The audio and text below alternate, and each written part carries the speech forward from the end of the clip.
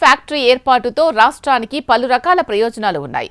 దాదాపు 500 కోట్లతో ఏర్పాటు చేసే కోచ్ ఫ్యాక్టరీతో దాదాపు 2000 మందికి ప్రత్యక్షంగా పరోక్షంగా ఉద్యోగ ఉపాధి అవకాశాలు రాబోతున్నాయి. ఉమ్మడి వరంగల్ వాసులు ఎంతో కాలంగా ఎదురు చూస్తున్న కాజీపేట్ కోచ్ ఫ్యాక్టరీపై కేంద్ర ప్రభుత్వం శుభవార్త తెలిపింది. విభజన హామీలలో మరో హామీని కేంద్ర ప్రభుత్వం నెరవేర్చింది.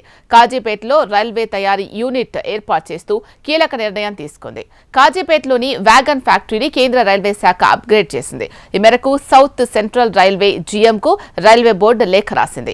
55 ఏళ్లుగా ఇక్కడి ప్రజలు ఉద్యోగులు కోచ్ ఫ్యాక్టరీ కోసం ఆందోళనలు చేస్తున్న సంగతి మనకు తెలిసిందే.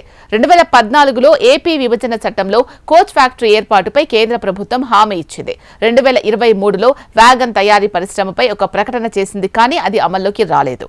మరోవైపు దక్షిణ భారతదేశానికి గేట్ వేగా ఉన్న కాజీపేట జంక్షన్ ను డివిజన్ గా చేయాలని పలువురు ఎన్నో ఏళ్లుగా డిమాండ్ చేస్తున్నారు. ఉత్తర దక్షిణ ధృవాలను కలపడంతో పాటు బొగ్గు రవాణాలో కీలకంగా ఉన్న కాజీపేట జంక్షన్ ను డివిజన్ గా ఏర్పాటు చేస్తే ఎంతో ప్రయోజనం కలగనుంది.